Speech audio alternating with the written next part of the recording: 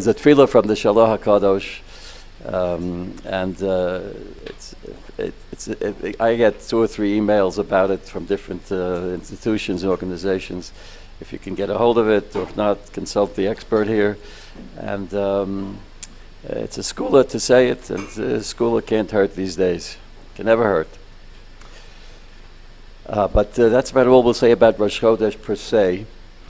But since it's soon, tomorrow's tonight, and tomorrow is Rosh Chodesh Sivan, so in just a few days it'll be in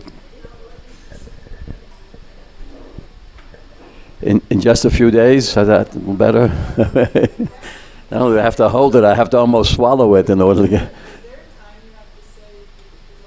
I don't know all the details.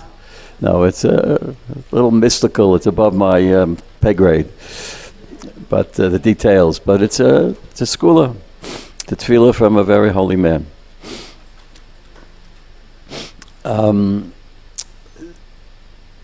we're approaching the Chag of Shavuos, which is Zaman Matan Torasenu. So I thought it would be appropriate to speak something about Matan Torah, about Torah in general, especially about a phrase. The title of the talk is taken from a passage in the Zohar, but it's also to be found in the Midrash Rabbah, which we'll study together the text for that idea. And I'll develop it as I heard it from a very great man very, very long ago. But the phrase, as is relatively popular, is from the Zohar HaKadosh, and it's in Aramaic. And in Aramaic it reads, Istakel באורייתא וברא עלמא. Istakel, it's in Hebrew it's lehistakel, to gaze at, to stare at, to look at, to glance at, to observe. So it's referring to HaKadosh Baruch Hu, is referring to God himself. And the Zohar is saying, Istakel באורייתא, HaKadosh Baruch Hu, when he created the world, looked. And lehistakel usually means more than just to glance. It usually means to study, to really observe the details. So God, Kaviyachol, observed the details of the Torah. The Torah was preceded the creation of the world. Hashem kononi mereishis darko, Pasuk says, that God had the Torah before the world. There was a pre-existing Torah, which was written black fire on white fire, whatever that means. It's itself a mystical concept. The Torah existed before there was earth, before there was human beings. What does that mean? But there is a Torah that God had with him primordially, way back before Hoya Hova V'Yihya, long, long ago. And U'Bara Alma, and based on what he found in the Torah, he created the world. So there's a relationship that's hinted at in those 4 words that indicate there's a relationship between Torah and nature. The world is nature. Nature could be beautiful scenery. Nature could be our own bodies. That's all nature. Everything that God created, B'Sheshes Yemei Bereshis, is nature. And nature, God studied the Torah, Kaviyachol, in order to extract what the world should look like. So there's a reflection. There's a kind of a interaction between Torah and Teva, Torah and nature. Araisa, and that's Torah, and Alma is Olam, the world. So if you open your booklet, you'll see after the speaker bios, there's a big letters, Bereshis. This is the first page in the Medrash Rabbah. The Medrash Rabbah is the classic Medrash on Chumash. We have it on Bereshis, Shmos, etc. And this is on Bereshis. It's a copy of a printing of Medrash Rabbah, which you might not see anymore. There are better printings now with notes and Nekudot, etc. But I especially treasure this set because for my 11th birthday, which was a long time ago, I received a gift from my paternal grandfather, Reb Chaim Yitzchak Weinreb, and he gave me a set of 5 volumes of this Mishnayos, which you can see it's not in such great physical shape anymore because I used it a little bit over the years since I was 11. but it still is my go-to sefer. I keep it here in my personal library here. And you have a picture, a copy of it. In fact, it's even clearer on the picture in front of you than it is in the text in front of me, because Zamira, or whoever handled this, enlarged the print for our benefit. So the Medrash begins as a Medrash always begins. You'll see on the page, in the text itself, I'm not looking yet at the commentary, it's on the text below in the lower half of the page, but looking at the text of the Medrash, and the Medrash is Chazal. The Medrash is the people who are speaking here are mentioned in the Mishnah and the Gemara, etc. So it goes back a long way. And you'll see there's first an Aleph, and then Rab Hoshea Rabbah, the great Rab Hoshea, begins his particular spin or take on on Bereshis. The whole notion of Bereshis has so much to say on it. So he begins with a pasuk in Mishlei. V'oheyeh etzlo omon. The pasuk in Mishlei, so Shlomo HaMelech writes in Mishlei, I will be to him as an omon, whatever that means. V'oheyeh sha'ashuim yom yom. And I will be for him a delight, something delightful, something to play with, sha'ashua. Yom yom, every single day. So Rav Hoshea Rabbah understands this pasuk in Mishlei to mean that the Torah is speaking. The Torah is personified as if it was a person speaking. And the Torah says, I will be an Amon and I will be a Sha'ashuim. So what does that even mean? Amon and Sha'ashuim. And if you see the second line of the text, there are several meanings, possible meanings of the word Amon. So one meaning is Amon Pedgog. Pedgog is a Greek word, which in English is pedagogue. It means a person who teaches. The Torah will be a teacher for us. The Torah is our pedagogue, our educator. That means to nurse. That's another, we'll see in a moment. Yeah, very good. So Amon has many, many meanings. The root is Aleph Mem Nun, which could be related to Emunah, could be related to raising Amen, to raise a person, to bring up a child, etc. But the Medrash looks at various aspects of the word Amon. And one is, Amon is a pedagogue. Amon is a teacher. Of course, even by Yehi Omein Es Hadassah in Megillah, it could mean that Mordechai taught Esther. He brought her up, and he didn't just, teach her how to walk, etc. But he taught her important things, Torah too. Or Amon can mean mechusa. Amon can mean covered up, carried, related to tomun, like buried somewhere. It's a treasure that, because the Torah is not so easy to interpret. Sometimes it's very deep. All right. Amon mutzna. Amon can mean snius. And on. But this is the approach taken by Rab Hoshea. Various possible meanings of those words, Amon. And later, much later, which we won't get to today, what does it mean that the Torah is a sha'ashuim? The Torah is a delight. All right, remember, you say in Rosh Hashanah, it's a pasuk in Yirmiyah, Haben yakir li Ephraim, im yeled sha'ashuim. That Ephraim, to me, to God, is a pet child. Yeled sha'ashuim, he's a little boy that I love to play with, a sweet little child. That's how God looks at us, at Bnei Ephraim anyway. But if you look now 6-7 lines from the top of the text itself, you'll see the little bays. And this is the anonymous speaker. It's no longer Rav Hoshea Rabbah, who in Aleph gives us various meanings of the word Amon. And this is Dalet Aleph means Davar Acher. Another possible meaning of Amon is Uman. Uman doesn't mean where Nachman Breslov is buried. Uman means a skilled laborer, a craftsman. It's an Uman. Skill, if a person has a skill, a trade, it's called umanut, it's called his trade, or her trade. So, Amon could be uman, meaning a skilled person, because Ribbon Shalom in order to build the world, had to be an uman. You know, to create the whole world, you have to be an engineer, and a designer, and an architect, etc. You have to have all these skills. So the Ribono Shel Olam used the skills of humans to help, so to speak, to help him build the world. HaTorah Omeres, and the Torah says, who was, you know, what God had a hammer and a saw, what God had maps, what do you mean he had tools of the trade? So the tools of the trade, says the Medrash, again putting these words into Torah as if Torah speaks for itself, and he says, HaTorah Omeres, the Torah says, Ani hayisi kli umanuso shel HaKadosh Baruch Hu. I was the instrument, I was the klei umanut, I was the tools through which God created the world, shel HaKadosh Baruch Hu. What does that mean? God had tools? What were his tools?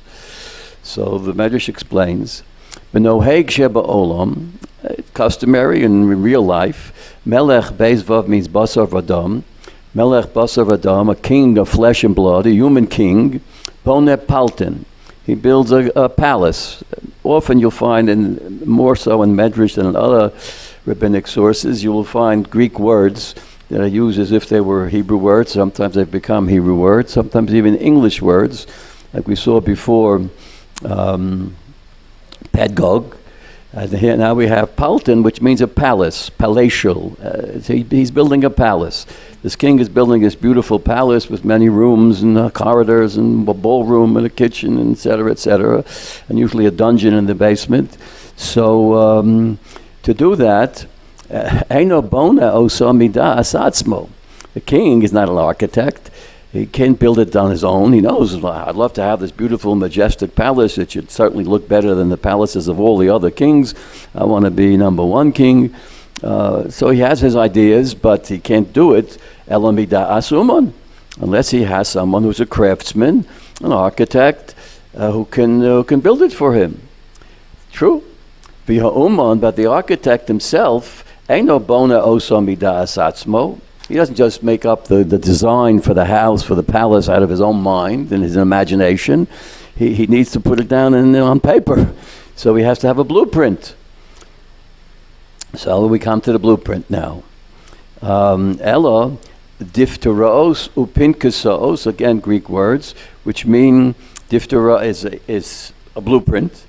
No other way to explain it. Upinkasos, wherever the word pinkas, which means a notebook. So he has charts and notes and a blueprint. Upinkasos yeshlo.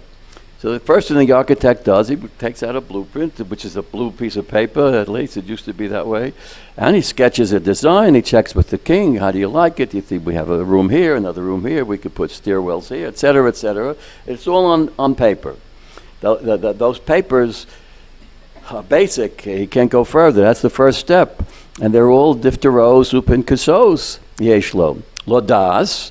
So now he has on this chart, on this blueprint, he can tell, Heich hu osa chadorim. Where's he going to make chadorim, a cheder? Where's he going to make a large room? Heich hu osa pishpeshim. Where's he going to make little closets? Pishpesh is a small little room, almost not even, you can't even fit into it. It means a small little room. Kacha HaKadosh Baruch Hu. So the same thing, the Ribono Shel Olam had an architect, and the architect was the Torah. And the architect, what does the Torah look like? The Torah looks like a blueprint. It's black on white, it's parchment, paper. Nowadays, of course, it's also online, but it's out there. So the Ribono Shel Olam, all he had to do was look at the blueprint. Look at the blueprint, he can get an idea of what the world's going to look like. The Torah is a blueprint for the world. Kacha HaKadosh Baruch Hu mabit b'Torah. HaKadosh Baruch Hu would look at the Torah. This is the phrase in the Medrash, which is more Hebrew than Aramaic. But in the Zohar, these are the words. Istakal ba'oraisa u'bora alma. HaKadosh Baruch Hu mabit b'Torah. He looks at the Torah, studies the Torah. U'boreyes ha'olam. On the basis of what he sees in the blueprint, he created the world. V'haTorah omra. And the Torah itself says, Bereshis bara Elokim. God created the world with Rashis. What's Rashis? Rashis is Torah, as we'll see in a moment. Bereshis bara Elokim, which you can translate, if you remember from Rashi at the beginning of Parshas Bereshis and all the other Mefarshim since Rashi and before Rashi, there's all sorts of difficulties with that simple phrase, Bereshis bara Elokim, because Bereshis usually is nismach. Bereshis is a subject for an object, grammatically, but here there's no object. Bereshis bara Elokim what? Unless you go further, es hashamayim ve'es ha'oretz. But Bereshis means in the beginning of what? So there's kama v'kama, there are many approaches to those first 6-8 words in the Torah. But this Medrash looks at it as the base means to implement with Rashis, through the use of Rashis, Bereshis, with Rashis, bara Elokim. So what's Rashis? And he says, famous words, Ve'ein Rashis ela Torah. Rashis refers to Torah. Torah is prior. It's Rashis. Torah is number one. Torah precedes everything, both in priorities, both in religious practice, but also in the creation of the world.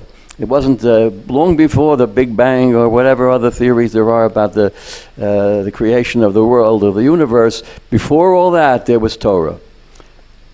Hey Mem Dalet Aleph is Aramaic. It's a contraction of the phrase Heicha Ma Da'at Amar. Where does it say that Torah is called Rashis?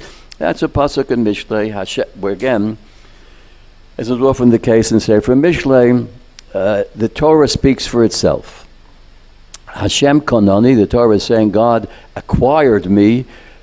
Kona could also mean God constructed me, built me, formed me, owned me. Rashis Darko, as the beginning of his path. God's path was to create the world. Before the world was created, there was Rashis, and the Rashis is Torah. The Torah is like a blueprint. God looked at this blueprint and created the world. The relationship, Torah and world. So let me become very personal again. This is a little after I was 11 years old. But I was a teenager growing up in Borough Park. My father, Olav Shalom, whose yahrzeit is in a week or so, 2 weeks now. And he davened in the Agudas Yisrael in Borough Park, the old Agudas Yisrael in Borough Park, on 14th Avenue and 46th Street or wherever. And in that building then, in those years, there was the Aguda, where people my father's age davened, and then there was a minyan of Tzeirei Agudas Yisrael, was like young marrieds, and then there was Pirchei, the little flowers, little budding flowers. That was me and my friends. It was like a teenage youth group. We had our own minyan and everything, which I credit with a lot of my education, because we had a youth leader who became one of the great Rosh Yeshivas in Eretz Yisrael, and since passed away. But then he was a younger man, and he taught us a lot, to say the least. In fact, we used to learn the Haftorah from Klafim. So we were 14, 15, 16 years old, but whoever learned the Haftorah had to prepare to be able to read it from a klaf. And we read all the Megillos, not just Megillos Esther, from a klaf. So we learned Shir HaShirim on Pesach from a klaf, Rus on Shuas from a klaf, etc. And whoever volunteered to learn it, or part of it, sometimes we split it up among several of us. And that way, we began to learn a big chunk of Tanakh by heart, because to really know it well, you have to be able to read without Nakudot from parchment. It was a powerful educational experience. But more powerful than that was the fact that Rav Aaron Kotler, Zecher Tzadik Livrocha, who was the founder of Rosh Yeshiva of Lakewood, and one of the most awesome Gedolei Yisrael of the previous generation. He's gone now quite some time. But all of the Lakewood Yeshiva and the whole Lakewood society is all based upon his dream. And he lived in Borough Park, where I grew up, in a small apartment, which I happened to have visited several times as a teenager. And but for Shabbos, usually Wednesday night, Thursday morning, he would get a ride to Lakewood, and that's where he built the yeshiva, and he would give the shiurim Thursday night, Friday, Shabbos, Sunday, and then he would go. He needed to do that because he was so involved in public works, in the Tzorchei Tzibur. He was involved in the time of the Holocaust. He was involved in rescue work, and about Hatzola, to save people. He was busy. He was busy with Chinuch Atzmoi. He was busy with other Inyanei Tzedakah, and went by raising funds for his yeshiva. Then it was a budding yeshiva, just starting, convincing people to give money to a yeshiva like that. So he needed to be in the New York area, in the city area. So we lived in Borough Park. Occasionally, for whatever reason, he couldn't return to Lakewood for Shabbos, so he stayed in Borough Park for Shabbos. And where do you think he chose to daven? Borough Park then was not what it is now, but there were still plenty of shuls where he could have davened. Could have davened with the adults in the Chodesh Yisrael. He chose to daven with the teenagers, with the youth minyan. That's where he chose to daven with us. We just began to appreciate who he was and what he was. Of course, he couldn't speak a word of English, and he spoke to us in Yiddish, which some of us knew from our families or whatever, but he also was very hard to understand. He spoke very quickly because he thought very quickly, and you couldn't always understand him.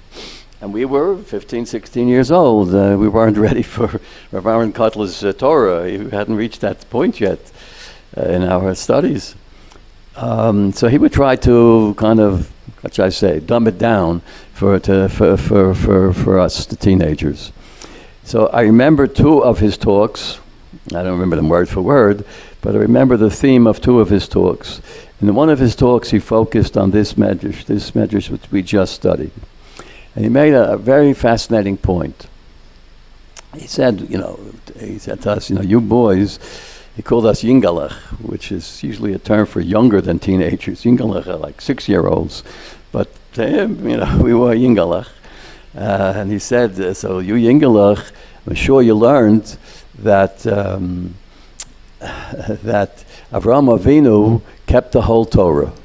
Right? We have Chazal say, Avraham Avinu even kept the rules of Erevin, Eruvei Trumin, Eruvei Chatzeros, which are not min HaTorah even, it's not in the Chumash, you're not going to find it, it's midrabbanans. But Avraham Avinu kept that all. So didn't you always wonder, he asked us, how did he learn the Torah? Remember, Avraham Avinu lived, and so did Yitzchak and Yaakov, long before Shavuos, long before Matan Torah, long before Har Sinai. So where did he know it from? So he quoted this medrash, and he says, think about it. You know what a blueprint is? I think he used a word that we understood meant blueprint. And with a blueprint and a house, you can do two things.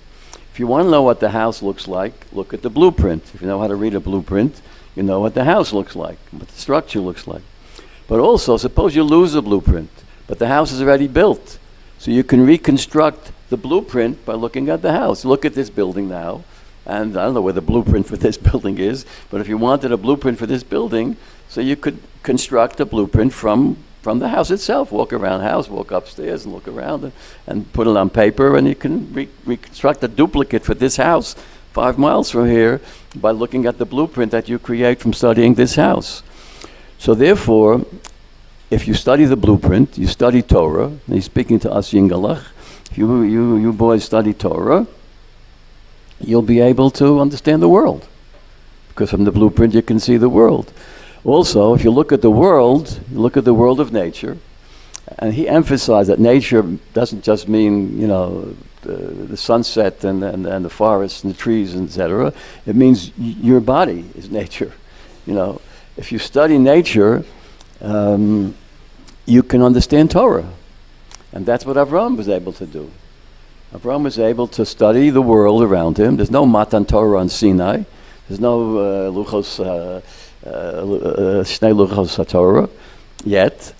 But if you look at the world well and study the world well, you will be able to deduce from the world what the Torah is all about. In fact, the Gemara says, if you want to learn about tznius, observe a cat. A cat. If you ever had a cat in your home, we had one way back in Baltimore days, and his name was Vanilla, Olav Shalom, And this cat, you never saw that cat do its bodily functions, because it would do it very tznius, off from the corner, in a little box that we had with sand or sawdust. If you observe a cat, then you can learn about tznius. You open up a chumash, where are you going to learn about tznius from? You have to really learn it very deeply to extract that from the Torah. But you can learn it from observing nature. That's a petty example, but that's how you could. There's a relationship between the two. That was his point. That this was the point here. There's a connection between the world and Torah.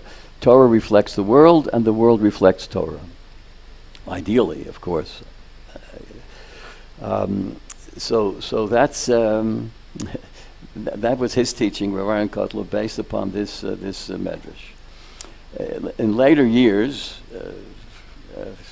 after my teenage years, I met very many people who were Talmidim, Gedolim of Rav Aaron Kotler. In fact, Rabbi Moshe Hillel Hirsch, who is now one of the Gedolei Yisrael in Eretz Yisrael, in Rosh Yeshiva in Slobodka.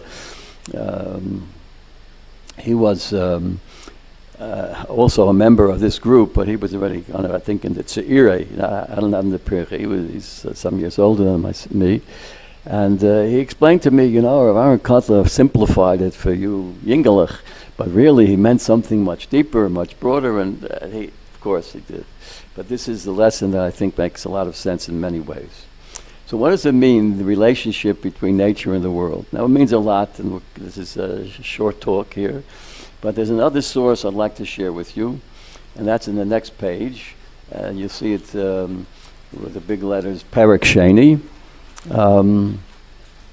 And this is a passage from the Rambam's major work, which is called Mishneh Torah. And in a certain edition that I also have in front of me, which is called Rambam La'am, all right, Rambam for the people, for the masses. So it doesn't have all the extra commentaries, etc., etc. It just has the words of the Rambam with some explanatory footnotes, and it has nekudot and punctuation. So it makes life easier to study a little bit of Rambam. So we'll study this little passage together. As you will see, it speaks for itself. Among the other major achievements and skills of the great Rambam was his language, his ability to express himself as clearly as possible. In Ivrit, you're not going to find Aramaic in the works of the Rambam. The other way to achieve the Rambam's works, by the way, is if you understand Arabic, because the Rambam wrote many of his works, not this one, in Arabic, and most of us have access to those works through various translations over the centuries from his Arabic into Ivrit. I'm told by people who know Arabic that his Arabic was as masterful as his Hebrew. It was just, among all of his other aspects of his genius, was his literary skills, as you can see in the following words that come up. So he's speaking about God. And remember, Mishneh Torah is Rambam's summary of the whole Torah, the whole blueprint of the Torah. One of the easiest ways to access, it's not an easy way, but among the ways of accessing Kol HaTorah Kula, the whole blueprint, is by studying Rambam. From beginning to end, and you'll have, as the Rambam himself says, you'll have the whole Torah in front of you. Mishneh Torah. This is a duplicate of the Torah. So, at the beginning, in Hilchos Yesodei HaTorah, the foundations of Torah, there is a group still in Baltimore, many Baltimoreans in the audience, called Yesodei HaTorah, which is a Kiruv educational institution. And when they were starting it, Rabbi Good was the person who started it, and he was looking for a name. What can I call this institution? So I can take credit. I said, call it Yesodei HaTorah. You're teaching people who have no background in Torah. You're teaching them the basics. Call it Yesodei HaTorah. So he said, yeah, but that's the Rambam. I said, the Rambam doesn't have a copyright on the title. You can call it Yesodei HaTorah. You'll do fine. So his first chapter of Yesodei HaTorah, of course, is about God. That's the first yesod. And he said, now he's going to elaborate on, okay, God is way up there. So how do we relate to God? How do we love God? We're commanded, as we'll see in a moment. We were familiar with these psukim, and Kriya Shema, etc. And how do you connect to God? That's his problem, which is a powerful philosophical problem, but he gives you his answer, which is fascinating, and especially in terms of the connection between the blueprint, nature, and Torah. So he writes, Ha'el hanichbod v'hanora hazeh. Notice I say the Rambam writes in the present tense, not the Rambam wrote, because the Rambam died 800 plus years ago. But because in Yiddish, that's the way it's referred to any of the Gedolei Yisrael from centuries and centuries ago. You don't say in the past tense they wrote. You say they say as if they're alive now. Pirkei Avos, Hu Haya Omer. You know, he used to say. Not he said, but he used to say. He's still alive with us. So when I say, Rambam writes, present tense, Ha'el hanichbod v'hanora hazeh. This glorious and mighty God, mitzvah ohavo. It's a mitzvah to love him. That's a strong word, and it's a clear meaning. Ohev means to love, with all the implications of love. Uliyira also, and also to fear him, with all the implications of fear. Shenemar, as the pasuk says, we say it in Parshas Kriya Shema, v'yohavta eis Hashem Elokecha b'chol levavcha v'chol nafshecha, etc. You have to love him. V'nemar, but it's also written in the Torah, es Hashem Elokecha tira.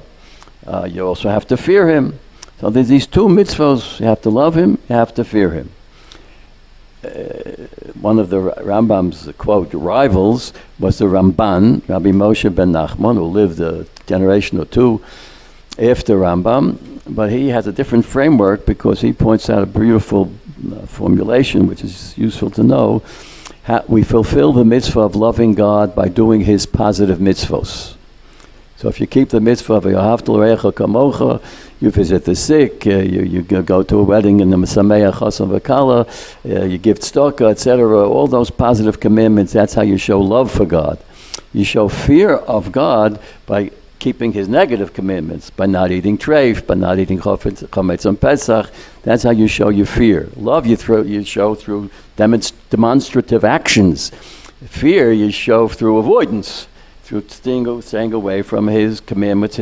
So the Ahava is a way to fulfill the do's of the Torah, D-O, to do things, do mitzvos, and Yira is what you do to avoid Averos. But the Rambam doesn't have that formulation. Ramban does. But there's certainly two mitzvos in the Torah, clear as day.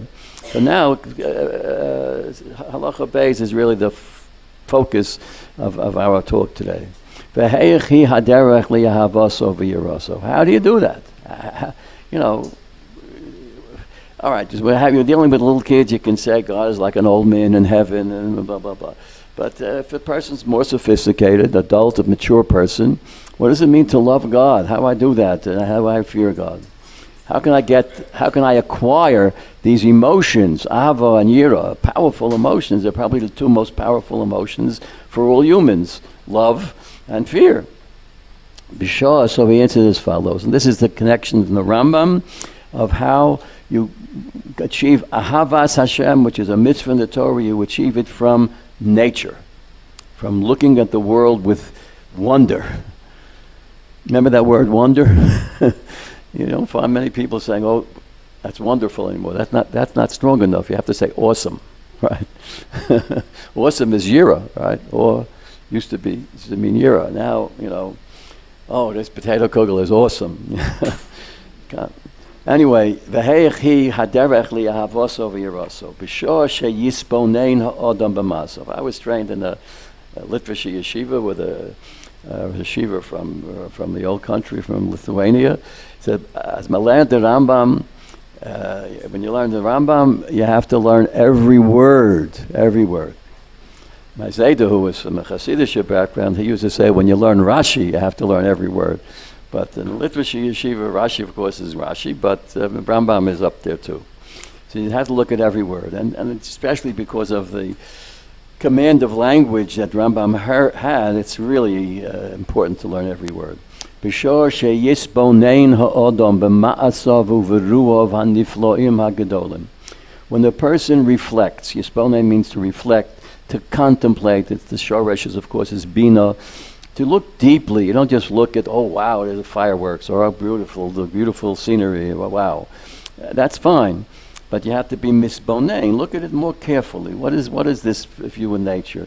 Look at how the water is flowing down the stream, and it's breaking on the rocks, and then some of the water goes this way and some goes that way. And look, there's a little fish jumping out. And studying the scenery of nature. She is bonein ha'adam, remembering that this walk in the park that you're doing is here you're seeing more than by walking even in the streets of Yerushalayim nowadays. You don't see so much the handiwork of God, but you do when you see nature in its natural form.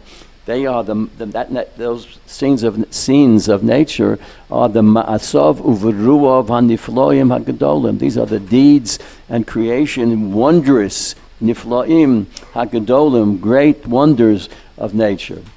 V'yira mehem, and when you observe nature carefully, chachmaso, you can see the wisdom of God. And again, I stress, this is looking at your functions of your body. All right. Asher yotzer es odam b'chachma, uvorav nekavim, chalulim, galui v'yadu, etc. If one observes basic biology, if you go to a doctor and really understand, how your body is functioning, or at our age not functioning as well as it used to, but all of that is chokhmah sabore. It's all full of amazing wisdom. In English, his wisdom, which is infinite. Ein lo erech, it has no way of measuring his velokates. It's endless. And that's true if you look at nature very, very carefully with a microscope or a telescope, whatever it takes to really look at nature and study it. Miyad, just by studying it, seeing how awesome it is, miyad, immediately, without too much more reflection, you fall in love with the creator of all this beauty. Miyad hu ohev u'mishabeach u'mefo'er u'misavet ta'ava gadola. That's how he writes. He's just so effervescent. It's just flowing. You immediately, if you just reflect on nature, simple physical tasks that you do. It used to be easy for me to walk up the steps, okay? I used to run up the steps. If you reflect on what it takes for a human body to go up steps, and really reflect on how many muscles are involved and how... so immediately, if you really reflect miyad, immediately, hu ohev, you fall in love with this wise being who created all this, created the beauty of nature, the beauty of the anatomy of a human or of any animal out there. Umishabeach, and you begin to praise this being, umefoer, and to glorify him. Umisavet tava gadola. There's no better translation than you lust, you long, you have tava, you have a passion for Leida Hashem HaGadol. I want to know about this God. I want to know about this Chacham who can create this universe. And I shouldn't even stop with just Earth. Nowadays, just the other day, China reached the dark side of the moon. And what kind of wonders lie, on the dark side of the moon? Who knows? We don't know. Maybe in some years we'll find out. It's just the beginning of God's wonders. But you want to know more about this, the Shem HaGadol. Kamosha Omar David. David also looked through Tehillim. He just chooses one or two psukim almost at random. But when you say Tehillim, and most of these days say a lot of Tehillim, and you pay attention to the words of Tehillim, you'll see how much of David's emunah, David's faith, was not philosophical faith. It was a faith based upon the world that he saw. Well, he saw a world at war, so he deduced from war a lot about the godless of the Ribono Shel Olam, from his own life, from his own family relations, from his own rebellious children. That's all part of nature. And he deduced from this his concept of God, and he writes, David HaMelech, Tehillim, Kapitel Mem Beis. Tzoma nafshi lelokim le'el choy. My nefesh, my soul thirsts for the living God. We'll have the Lelef Avdolos if you approach Muncie from the where we stay with our children when we're in the States, and you go off of the Palisades Parkway to the road to Muncie, you will see a house of worship of another faith, and there's a big sign, my soul thirsts for the living God. I'm not sure what living God they're referring to, but they're referring to this pasuk. It's Tzoma nafshi lelokim le'el choy. When you really begin to think, until this point you're just reflecting, observing, and you're being moved to a passionate love for this being and for a desire to know more. But when you really think more about it, it's not just love that you begin to feel. You begin to say, wow, I fear this power that can create such a world. Yes, I love it. It's just impressive. It's gorgeous. It's brilliant. Yeah, but it's pretty scary. Right? That's the next step. That's the yira. When you reflect more, and again, this is classic Rambam. There's levels of thought. All right, notice. First there's yisbonein. There's a level of bina. Chachmas noshim bonsa besa. Right, women have an extra dose of bina. But then beyond bina, there's some other higher levels and still higher levels. So there's one level of bina, of looking at nature and thinking about it and considering it and everything else, and that's going to stir up your emotions of love, your passion, positive in a positive sense. But then if you go further, you suddenly recoil, you bounce back. Oh wow. V'yira, and you're afraid. V'yifchad, and you tremble. V'yodeya, and then you realize, oh wow, a lesson that we all need to learn. All, except people who suffer from extreme inferiority complexes.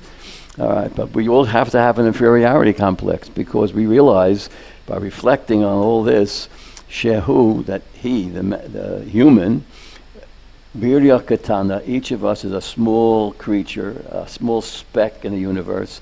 Shefela Afela, notice the language. We're a small creature, a tiny creature, lowly and dark. We can look at our whole landscape and you won't even see us. We'll be a speck in the landscape.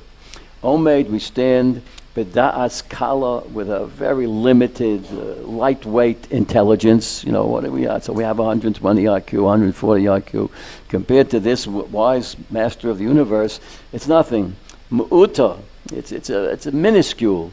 Lifnei tomim deos, before this brilliant, unbelievably infinite wisdom of the tomim deos, the complete wisdom of God.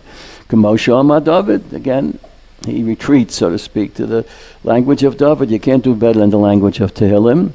Ki eresh omecha, David writes in Kapitel Ches in Tehillim, when I behold your heavens, Maaseh etzbosecha, the handiwork of your fingers. God sometimes paints broad strokes, and sometimes, creates little minute, almost microscopic things. Chavi's grandfather, the Majlis Rebbe, used to say, we say so many times, Morabu Maasecha, Magodlu Maasecha. So he used to say, living into the 20th century, nowadays with telescopes and microscopes and everything else like that, now we can say, Makotnu Maasecha. Look how wonderful are the little tiny little things. I remember Havdil, an instructor in biology that I had in Brooklyn College also long ago. We were studying biology. This was in the late 1950s. He said, throw away your books on the chapter of genetics, because there's these two guys, what were their names again? Crick and Watson, and Crick, and they discovered something called DNA. So they're just beginning to discover it. We don't know too much about it, but we'll just throw out the old books and we're about to learn about DNA. And now they solve crime through DNA, and they identify, unfortunately, bodies. Some of the recent bodies of the hostages, Nebuch, the only way they could identify them was through very sophisticated forensic techniques. This is based on fragments, bone fragments and whatnot. It's horrible to even think about. But nevertheless, Makotnu Masecha Hashem, God, your small little microscopic things are also unbelievably brilliant. Mo enosh ki siskerenu. So in view of God's wisdom, what Mo enosh? What are human beings? Ki siskerenu. God, the fact that you didn't think about us, we're supposed to daven to you. You're way, way above us, and we are puny little dummies. Ulefi hadvorim ho'elu. So Rambam now says, okay, based on this powerful statement, ani mevoya klolim gedolim mimaser ribon ha'olam. Now I can build on it, because the Rambam had further theories. A lot of them are based on his medical knowledge, which was for his time unbelievable. He's going to base that on these two forms, Ava and Yira. And Ava and Yira are the method, the path to God. That's how you get to God. It's through nature. By studying the blueprint, by studying the world, you can come to understand the blueprint. The blueprint is Avas Hashem, Yiras Hashem. And then he introduces what he's about to speak about in more detail. Pesach Hashem. All I gave you was a door to begin to understand what it means, Avas Hashem. And he says, Chazal say, Chacham means Chazal. And the footnote says in Dala just where this Chazal is. It's a Sifrei in Pashas V'Eschanan, and this is like the slogan of people who think this way, the connection between nature and worship of God. Quote, Shemitoch kach ato makir es mi she'omar v'hoya ha'olam. You want to understand God, who said a few words, when there was or. You want to understand that, you have to study and understand nature, and he takes it from there. So that's the blueprint and the blueprint and the palace. The palace is the world and everything that's in it, from distant planets to our own microbes and body parts, all the way to Avas Hashem and Yiras Hashem, and from there you go on to Torah. Rambam, by the way, believes to study Torah you have to have Avas and Yiras Hashem. A person who's not into God can't study Torah. That's one of the theories of the Rambam. The theories. He knew what he was talking about, and he knew people who thought they knew Torah but didn't. He knew Greek philosophers, etc. They have limitations, because without Avas and Yiras Hashem, you can't really master Torah, which is another topic for another discussion. I want to just share with you briefly, we have I think 3 or 4 minutes left, a story, an anecdote I read in a book I just found, with some of the anecdotes about Rav Amital, Rav Yehuda Amital, who was the Rosh Hashiva, was with Rav Lichtenstein. Now they're both gone. Zechat Tzadikim Lefrocha, and the yeshiva of Har Etzion in the Gush. So he was a fascinating person. And he tells a story about a young man came over to him and said, Rebbe, I have difficulty with Kiddush Levana. Now we come to Rosh Chodesh a little bit, but we're still dealing with nature. The moon is part of nature. And in a week or so, we'll have go out Motzoi Shabbos, and maybe even Motzoi Yom Tov, and do Kiddush Levana. We'll look up at the moon, and we recite, look in the city, you see a whole bracha. So he said, I can't do that. I can't go out with the rest of the yeshiva outdoors, and we're going to sit and look at the moon and pray. I feel like I'm praying to the moon. I'm a moon worshiper. I can't do it. It's like avodah zarah to me. It's idolatry. Well, going out and going to the moon, saying prayers, it's idolatry. So Rabbi Mital gave him two levels of answer. He says, first of all, whenever you have these kind of feelings, I can't do this particular mitzvah. It makes no sense to me, whatever it is. So first thing you got to do is study everything out there about that mitzvah.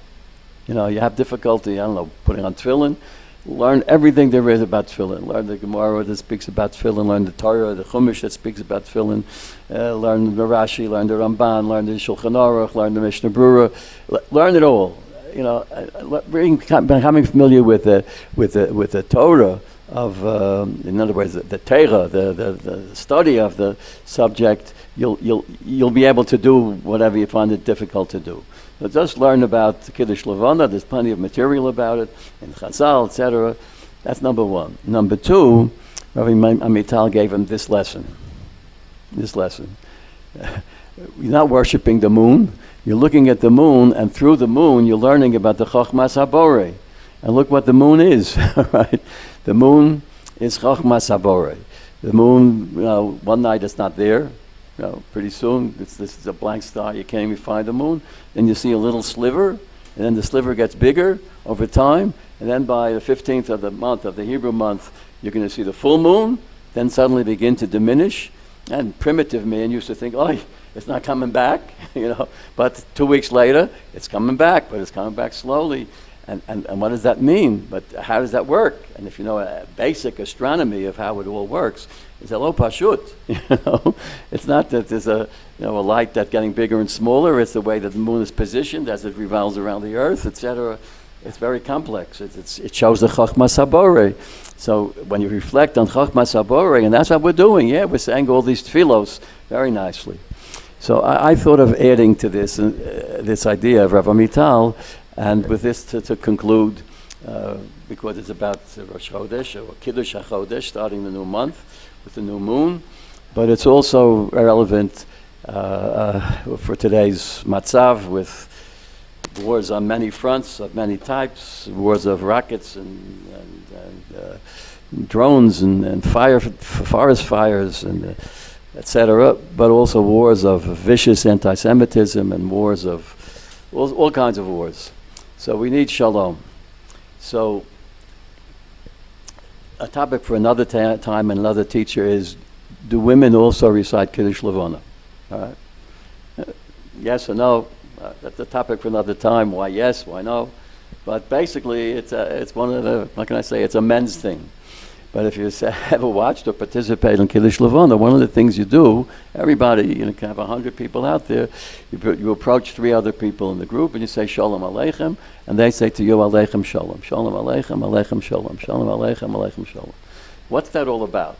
When you have the Seder on Leil Pesach, you say Shalom Aleichem, Aleichem Shalom to everybody who's sitting around the Seder table, and Yom Kippur, by Ne'ilah, you say Shalom Aleichem, Aleichem Shalom, Shalom Aleichem. But by the moon, you do it. So I feel it's a very simple answer.